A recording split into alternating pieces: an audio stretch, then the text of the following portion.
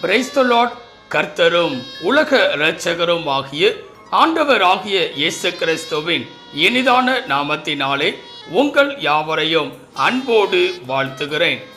ஒரு புதிய நாளை தேவன் நம்முடைய வாழ்க்கையிலே கிருபையாய் கொடுத்திருக்கிறார்.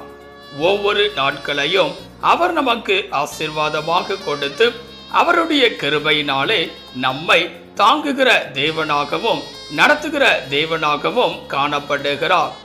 நிச்சயமாய் இந்த நாளையும் அவர் நமக்கு ஆசீர்வாதமாய் மாற்றி கொடுப்பார். இந்த நாளுக்குரிய தேவனுடைய வார்த்தையை உங்களுக்காய் நான் வாசிக்கிறேன். ஏசாயா 43 அதிகாரம் 4 ஏசாயா 43 அதிகாரம் 4 நீ என் பார்வைக்கு அருமையானபடியினால் கனம் பெற்றாய். எனக்கன்பான தேவ பிள்ளைகளே, இங்கே அருமையான ஒரு வார்த்தையை நாம் பார்க்கிறோம். தேவனுடைய பார்வை என்பதாக இந்த நாளிலே வேதத்தில் வாசிக்கும் போது வேதம் சொல்லுகிறது, தேவனுக்கு மறைவாக எந்த காரியமும் இல்லை என்பதாக, அவருக்கு மறைவாக எந்த சிருஷ்டிப்பும் கிடையாது என்பதாக. இந்த நாளிலே தேவனுடைய பார்வையில் நாம் எப்படிப்பட்டவர்களாய் இருக்கிறோம் என்பதை குறித்து இந்த நாளிலே சிந்திக்க போகிறோம். இந்த உலகத்தில் வாழ்கிற ஒவ்வொரு மனிதர்களும் மற்ற மனிதர்களுடைய பார்வைக்கு முன்பதாக பலவிதமான காரியங்களை செய்வார்கள். ஏனென்றால் அவர்களிடத்திலிருந்து எப்படியாவது ஒரு கனத்தை, ஒரு உயர்வை பெற்றுவிட வேண்டும் என்பதாக. அது மாத்திரமல்ல, ஒரு நல்ல பெயரை அவர்களிடத்திலிருந்து பெற்றுக்கொள்ள வேண்டும் என்று சொல்லி அவர்களுடைய பார்வைக்கு முன்பதாக பலவிதமான நன்மையான காரியங்களை செய்பவர்களாய் காணப்படுவார்கள். இந்த காலவெளியிலே வேதத்தின் அடிப்படையிலே தேவனுடைய பார்வைக்கு முன்பதாக நாம் எப்படிப்பட்டவர்களாய் இருக்கிறோம் என்பதை குறித்து பார்க்க போகிறோம். முதலாவதாக வேதம் சொல்லுகிறது, ஏசாயா 43 அதிகாரம் 4 வாசிக்கும் போது, ஏசாயா 43 அதிகாரம் 4 நீ என் பார்வைக்கு அருமையானபடியினால் கனம் பெற்றாய். இங்கே பார்க்கும்போது முதலாவதாக வேதம் சொல்லுகிறது, நீ என் பார்வைக்கு அருமையானபடியினால் கனம் பெற்றாய்.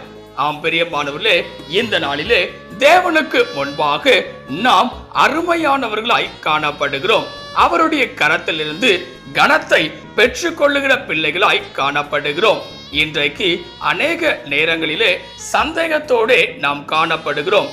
எதிலே என்றால், தேவனுடைய பார்வையிலே நான் விலையேற பெற்றவனாய் காணப்படுகிறேனா என்பதாக, தேவனுடைய பார்வையிலே அருமையானவனாய் காணப்படுகிறேனா என்பதாக, தேவனுடைய பார்வையிலே ஆசீர்வாதத்தை பெற்றுக்கொள்ளுகிற மனிதனாய் காணப்படுகிறேனா என்பதாக. ஆனால் இந்த நாளிலே முதலாவதாய் வேதம் சொல்லுகிறது, நீ என் பார்வைக்கு அருமையானபடினால் கனம் பெற்றாய். இந்த காலவெளியிலே தேவனுடைய பார்வையிலே நாம் அருமையானவர்களாகவே காணப்படுகிறோம். அது நிமித்தமாய் கனத்தையும் பெற்றுக்கொள்ளுகிறோம். இந்த நாளிலே பல நேரங்களிலே மனிதர்களிடத்தில் இருந்து கனத்தை பெற்றுக்கொள்ள வேண்டும் என்று சொல்லி நாம் விரும்புகிறோம். அதற்காக பலவிதமான முயற்சிகளை எடுக்கிறோம், பலவிதமான செயல்களை செய்கிறோம். ஆனால் வேதம் சொல்கிறது, முதலாவதாக தேவனுடைய பார்வையிலே அருமையானவர்களாய் நாம் இருக்கிறபடினால் கனத்தை பெற்றுக்கொள்ளுகிறோம். இரண்டாவதாக தேவனுடைய பார்வையிலே எப்படிப்பட்டவர்களாய் இருக்கிறோம் என்று சொல்லி பார்க்கும்போது வேதம் சொல்லுகிறது, 1 பேதுரு 3 அதிகாரம் 4 வாசிக்கும் போது, 1 பேதுரு 3 அதிகாரம் 4 அழியாத அலங்கரிப்பாய் இருக்கிற சாந்தமும் அமைதலும் உள்ள ஆவியாகிய இருதயத்தில் மறைந்திருக்கிற குணமே உங்களுக்கு அலங்காரமாய் இருக்க கடவது. அதுவே தேவனுடைய பார்வையில் விலையேறப்பெற்றது. இங்கே பார்க்கும்போது இரண்டாவதாக எது தேவனுடைய பார்வையில் விலையேற பெற்றது என்று சொல்லி பார்க்கும்போது வேதம் சொல்லுகிறது, நம்முடைய குணமே தேவனுடைய பார்வையில் விலையேறப்பெற்றது. இந்த காலவெளியிலே நம்முடைய குணமானது எப்படிப்பட்டதா இருக்கிறது என்று சொல்லி சிந்தித்து பார்க்க வேண்டும். பல நேரங்களிலே நம்முடைய ஜென்ம சுவாபமானது வெளிவருகிறது. நம்முடைய குணமானது வேறு விதமாய் காணப்படுகிறது. சூழ்நிலைகளுக்கு தகுந்தவாறு நம்முடைய குணத்தை மாற்றிக்கொள்ளுகிறோம். ஆனால் இங்கே வேதம் சொல்லுகிறது, தேவனுடைய பார்வையில் நம்முடைய குணமானது விலையேறப்பட்டது. அப்படியானால் நாம் எப்படிப்பட்டவர்களாய் இருக்க வேண்டும் என்றால், நம்முடைய குணமானது மற்ற மனிதர்களுக்கு உதாரணமாய் இருக்க வேண்டும், எடுத்துக்காட்டாய் காணப்பட வேண்டும். நம்முடைய குணம் எல்லாவற்றிலும் சிறந்ததாய் இருக்க வேண்டும். ஏனென்றால் அது தேவனுடைய பார்வையில் விலையேற பெற்றதாய் காணப்படுகிறது. மூன்றாவதாக, எது தேவனுடைய பார்வையில் விலையேற பெற்றதாக இருக்கிறது, எது தேவனுடைய பார்வையில் பெரிய காரியமாய் இருக்கிறது என்று சொல்லி பார்க்கும்போது வேதம் சொல்லுகிறது, 2 ராஜாக்கள் 3ஆம் அதிகாரம் 16ஆம் வசனம் முதல் 18ஆம் வசனம் வரை வாசிக்கும் போது, 2 ராஜாக்கள் 3ஆம் அதிகாரம் 16ஆம் வசனத்திலே அவன் கர்த்தர் உரைக்கிறது என்னவென்றால், இந்த பள்ளத்தாக்கிலே எங்கும் வாய்க்கால்களை வெட்டுங்கள், நீங்கள் காற்றையும் காண மாட்டீர்கள், மலையையும் காண மாட்டீர்கள், ஆனாலும் நீங்களும் உங்கள் ஆடு மாடுகளும் உங்கள் மிருக ஜீவன்களும் குடிக்கும்படிக்கு இந்த பள்ளத்தாக்கு தண்ணீரால் நிரப்பப்படும் என்று கர்த்தர் சொல்லுகிறார். இது கர்த்தரின் பார்வைக்கு அற்ப காரியம். மோவாபியரையும் உங்கள் கையிலே ஒப்பு கொடுப்பார்.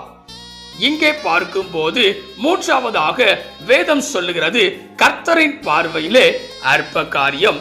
எது அற்ப காரியம் என்று சொல்லி பார்க்கும்போது, எது கடினமான ஒரு காரியமாய் இருக்கிறதோ அது தேவனுடைய பார்வையிலே அற்பமான ஒரு காரியமாய் இருக்கிறது. இந்த காலவெளியிலே ஒருவேளை நாம் யோசிக்கலாம், என்னுடைய வாழ்க்கையிலே எல்லாம் கடினமாய் இருக்கிறது, நான் போகிற பாதைகள் எல்லாம் கடினமாய் இருக்கிறது, நான் போகிற பாதைகள் எல்லாம் முற்கள் நிறைந்ததா இருக்கிறது என்பதாக. ஆனால் எல்லாவற்றையும் என் தேவனால் மாற்றக்கூடும். வேதம் சொல்லுகிறது, தேவனால் கூடாத காரியம் ஒன்றுமில்லை. அவருடைய பார்வையிலே எல்லாம் அற்ப காரியமாய் இருக்கிறது. அப்படியானால் எதை குறித்தும் நாம் யோசிக்காதபடிக்கு, எதை குறித்தும் கலங்காதபடி இருக்க வேண்டும். ஏனென்றால் நம்முடைய தேவனாகிய கர்த்தர் நம்மோடு கூட இருக்கிறவராய் காணப்படுகிறார். அவருடைய பார்வையிலே எல்லாம் அற்ப காரியமாகவே காணப்படுகிறது. இந்த காலவெளியிலே இதை கேட்டுக்கொண்டிருக்கிற எனக்கன்பான தேவனுடைய பிள்ளைகளே, தேவனுடைய பார்வையில் எல்லாம் எப்படிப்பட்டதாய் இருக்கிறது என்று சொல்லி இந்த நாளிலே நாம் சிந்தித்திருக்கிறோம். முதலாவதாக வேதம் சொல்லுகிறது, தேவனுடைய பார்வையிலே நாம் அருமையானபடியினால் கனம் பெற்றுக் கொள்ளுகிறோம். இரண்டாவதாக, தேவனுடைய பார்வையிலே நம்முடைய குணமானது விலையேற பெற்றதாய் இருக்கிறது. மூன்றாவதாக, எந்த கடினமான காரியமாக இருந்தாலும் அது தேவனுடைய பார்வையிலே அற்ப காரியமாய் இருக்கிறது. இந்த காலவெளியிலே தேவனுடைய சமூகத்திலே உங்களையும் நீங்கள் அர்ப்பணிக்கும் போது, அவருடைய பார்வையிலே நீங்கள் சரியாய் காணப்படும் போது நிச்சயமாய் தேவன் உங்களை ஆசீர்வதிக்கிறவராக காணப்படுவார். தேவனுடைய கரத்திலே உங்களை அர்ப்பணிப்பீர்களா? செபிக்கலாம். கிருபையும் இரக்கமும் நிறைந்த எங்கள் அன்பின் பிதாவே, இந்த ஆசீர்வதிக்கப்பட்டதான நல்ல காலை வேளைக்காய் நன்றியோடு உம்மை துதிக்கிறோம், உம்மை ஸ்தோத்தரிக்கிறோம். நீர் கொடுத்த அற்புதமான உம்முடைய வார்த்தைக்காய் நன்றி செலுத்துகிறோம்.